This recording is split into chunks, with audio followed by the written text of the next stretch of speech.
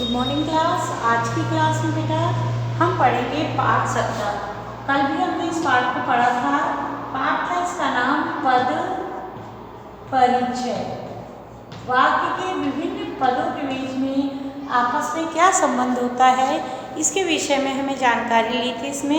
इसमें हमने संज्ञा, सर्वनाम, विशेषण, क्रियापद आदि के पद परिचय पढ़े थे। आज हम करेंगे क्रिया विशेषण का पद परिचय। क्रिया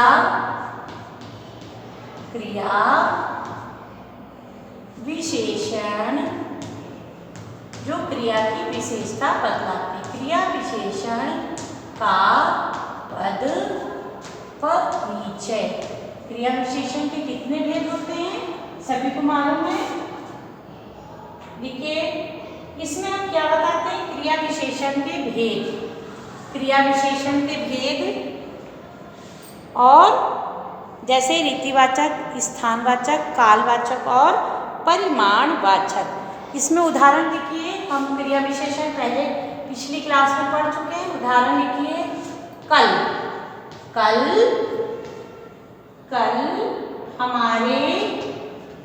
कल हमारे विद्यालय में अवकाश है।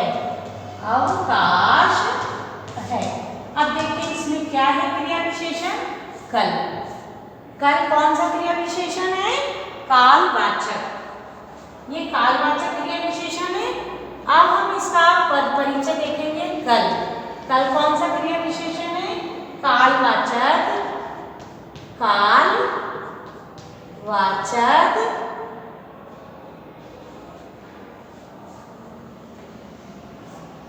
इसमें वाक्य लिखिए होगा। कल हमारे विद्यालय में अवकाश होगा। अब कल है हमारा कालवाचक क्रिया विशेषण। अब इसमें होगा क्या है?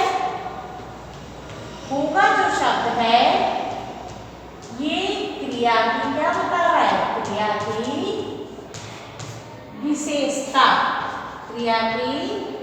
विशेषता।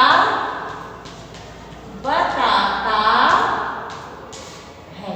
ठीक है, आपको वाक्य पढ़ने और वाक्य को समझने आता है, क्योंकि आपने पिछली क्लास में कालवाचक क्रिया विशेषण पढ़े। अगर आपको नहीं आते तो आप एक बार फिर से रिवाइज कर लेंगे। अगला है संबंध बोधक का पद परिचय। संबंध बोधक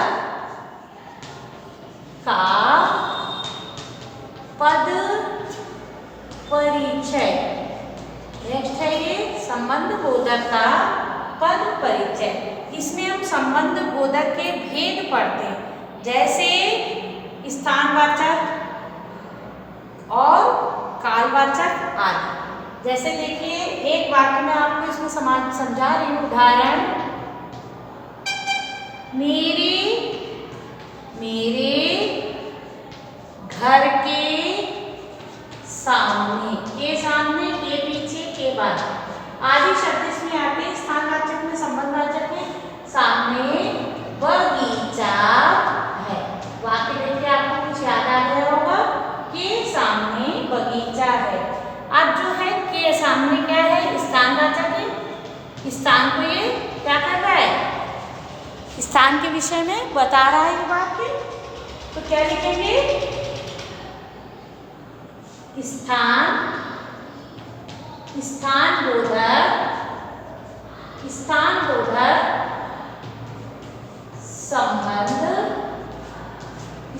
बोधक संबंध स्थानवाचक हो गए। ठीक है बेटा, स्थानवाचक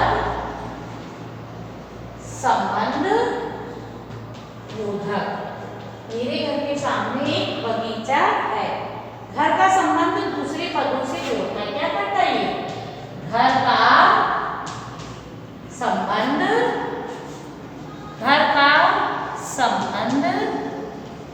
दूसरे पदों से, मतलब दूसरे शब्दों से, दूसरे पदों से जोड़ता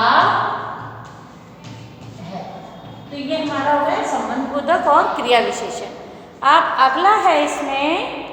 अगला है बच्चों इसमें समुच्चय बोधक का पद परिचय। समुच्चय बोधक के भी दो भेद हैं, कौन कौन से? समानाधिकरण और व्यतिकरण। तो इसमें लिखिए एक उदाहरण, हम, पहला लिखिए उदाहरण है ये, हम और तुम, हम और तुम कल घूमने चलेंगे। हम और तुम कल घूमने चलेंगे। और इसमें कौन सा शब्द है समुच्चय बोधक? और, जो दो पदों को जोड़ रहा है। क्या है समुच्चय बोधक? यहाँ पर समुच्चय बोधक, ये अवयव का भेद है। क्या है ये? समुच्चय बोधक अव्यय है, अव्यय और हम और तुम दो शब्दों को मिला रहा है। अव्यय हम और तुम, हम और तुम दो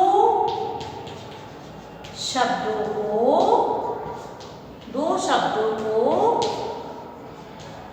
जोड़ता है। ठीक है। अब अगला है ये समुच्चय बोधक हो गया। लास्ट वाला है विस्मयादि बोधक।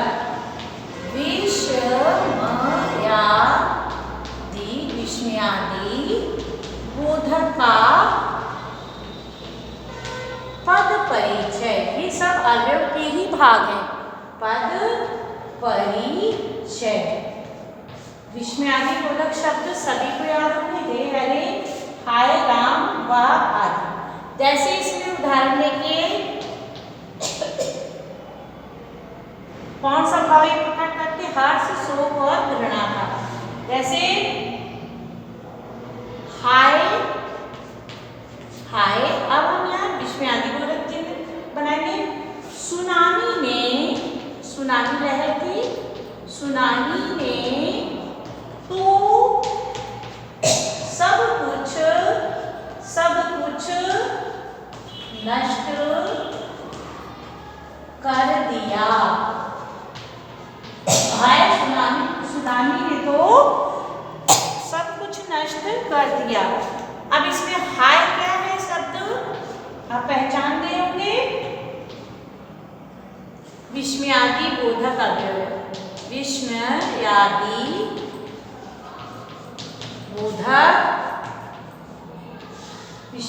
बोधक अव्यय है। और ये किसे बता रहा है? ये क्या सूचना दे रहा है कि सब कुछ नष्ट कर दिया, मतलब दुख हो रहा है वाक्य को सुनकर के। तो ये शोक का वाक्य, शोक सूचक है, शोक सूचक।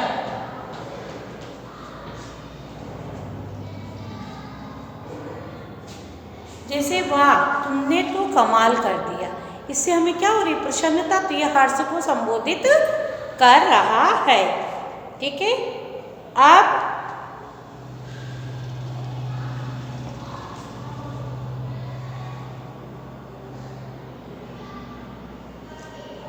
अब हम आपको इसका कुछ अभ्यास कार्य समझा रहे हैं। ठीक है, ये मैं आपको करने के लिए घर में दूंगी। जैसे निम्नलिखित अभ्यास कार्य का प्रश्न नंबर 1 है, निम्नलिखित पदों को पहचान कर व्याकरण की दृष्टि से उनके सही रूप पर सही का निशान लगाना है। बालक कौन सा शब्द है? संज्ञा है, विशेषण है, सर्वनाम है या क्रिया है? बालक सबसे पहले आता है, तो बालक क्या है? किसी का नाम है, तो ये संज्ञा है। अगला है लिखता है, क्रिया विशेषण है, क्रिया है, विशेषण है या सर्वनाम है? लिखना क्या होती है? क्रिया होती है, इसलिए क्रिया विशेषण है, समुच्चय बोधक है, संबंध बोधक है या विस्मयादि बोधक है। तो ये क्या होगा? इसलिए ये हमारा संबंध बोधक है या फिर समुच्चय बोधक होगा। ठीक है, तो इसे आप ढूंढ करके लिखेंगे, पढ़ेंगे, मेहनत करेंगे थोड़ी सी। अब के सामने मैंने अभी पढ़ाया था समुच्चय बोधक अवयव है। संबंध बोधक अवयव क्रिया विशेषण है या विस्मयादि बोधक है। तो इसमें हमने क्या किया है, अभी तो इसमें नहीं लिखा हुआ है हमारा, पर हमने अभी इसको पढ़ा था संबंध बोधक अवयव। ठीक, तो ये क्या है, के सामने, के पीछे, के आगे आदि, ये हमारा क्या है, संबंध बोधक अवयव होगा। ठीक है, तो इसको आप क्या करेंगे, कॉपी में टिक लगाएंगे, सही सही आंसर इसका लिखेंगे और अपनी कॉपी में वर्क पूरा कर लेंगे। आज से आपका ये वर्क कंप्लीट हो गया। कल हम इसी के आगे पद परिचय के बाद पद बंध पढ़ेंगे। ठीक है, धन्यवाद बच्चों।